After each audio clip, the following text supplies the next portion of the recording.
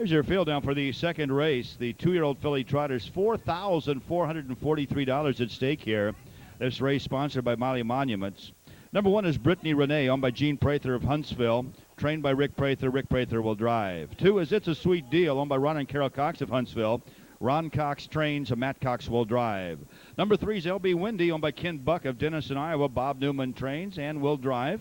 Number 4, the undefeated filly, Missy's Angel, owned by Ron and D. Phillips of Petersburg and John Carver of Rock Island. Mike Rogers trains and drives. And number 5 is Soupbone Janice, owned by Margaret Marino of Joliet and Margaret Decker of Atwater. Bob Decker trains and drives. Brittany Renee, Rick Prather, It's a Sweet Deal, Matt Cox. LB Windy, Bob Newman. Missy's Angel, 10 for 10, almost $13,000 on her card. Exclusively at the Illinois County Fairs. And Soupbone Janice and Bob Decker on the outside. 2-year-old trotting fillies in our second race at the head of the stretch.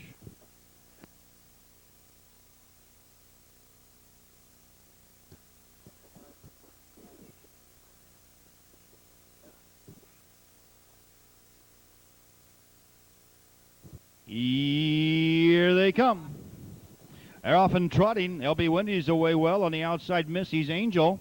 Those two race into the first turn. LB Windy along the rail. Missy's Angel on her right as they trot over towards that quarter-mile marker. Now, Missy's Angel, 10 for 10 in her career, has made the front by a half a length. LB Windy second on the inside. Brittany Renee's trotting third. It's a Sweet Deal is back there fourth, and Soupbone Janice is fifth. As we race towards the quarter-mile marker, Missy's Angel, the Speedy Primo filly, has made the top by a length and a quarter from Mike Rogers.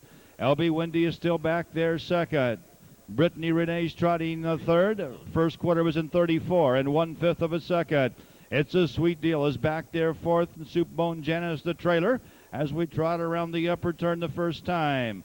Missy's Angel leads by 2.5 lengths. LB Windy still there second. Brittany Renee is third, first to pull. It's a Sweet Deal starts to move on the outside for Matt Cox, followed by Soupbone Janice. We're in the lane for the first time. Missy's Angel, one of the top 2-year-old Illinois bred fillies this year, still undefeated, leads by 2 lengths. LB Windy sets there second. It's a Sweet Deal third on the outside, the half in 107 and 3/5 of a second.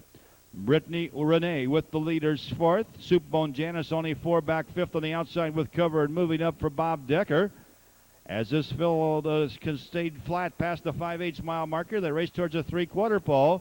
It's Missy's Angel on the inside. Here comes It's a Sweet Deal up on the outside now, only a half a length back for Matt Cox. LB Windy's also right with the leaders. Soupbone Janice moves up fourth on the outside, and Brittany Renee's fifth on the in. 3/4 into 141 flat. And now Missy's Angel just shifts gears a bit and opens up a length and a half on the field. It's a Sweet Deal drops back a bit on the outside. LB Windy coming on a bit on the inside, and Brittany Renee will now sweep 3 wide for Prather at the head of the stretch, but the battle's for second here, folks. Missy's Angel's about to put this field away and remain undefeated for Mike Rogers. Here's one of the top fillies in the state, folks. Missy's Angel, undefeated, 11 for 11 in her career. LB Windy will be second. Brittany Renee followed by It's a Sweet Deal and Soupbone Janice. The third win here at the Brown County Fair for Ron and D. Phillips and trainer-driver Mike Rogers. Ron Phillips, former sheriff over at Petersburg, the Menard County Sheriff for many years. Went on to work for the Federal Marshal's Office in the Central District of Illinois. Him and his wife Dee trained about a dozen standardbreds at the Illinois State Fairgrounds, and they've got some good ones, folks. Let's give them a big hand. Ron and D. Phillips, Mike Rogers, the undefeated Missy's Angel, 11 for 11. Now a winner of over $15,000 this summer, racing exclusively at the county fairs. John Miley trackside to make the trophy presentation on behalf of his Miley Monuments to the connections of this fine filly.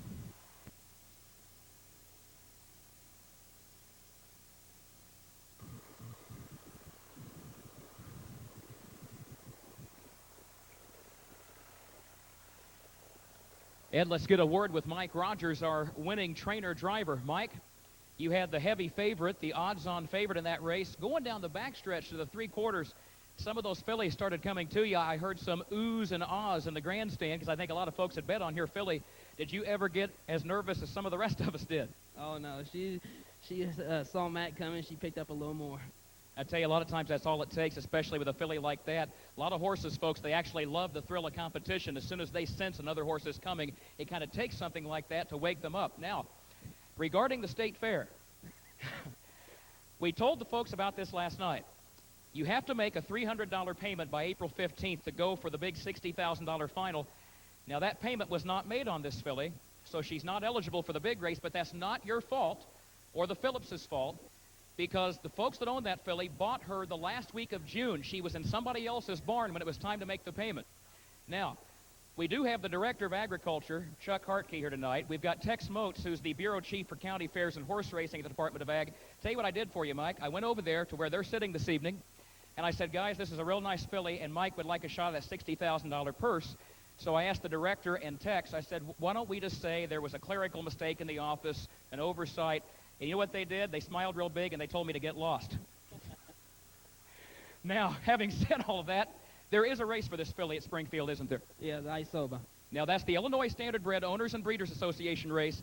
It's $5,000 instead of $60,000. But, Mike, if she wins that, it's $2,500 to win. That's not all bad either, so we're going to wish you best of luck. Thank you, Kurt. Mike Rogers, folks, our winning trainer-driver. So, Ed, we talked about that last night. If the payment isn't made in April, there's no looking back. But to be fair, the filly was in somebody else's barn, so there was nothing they could do about it. But you're right. She will be at the state fair. She'll just race in the Isoba race, and I'll bet she'll do real well there. Ed?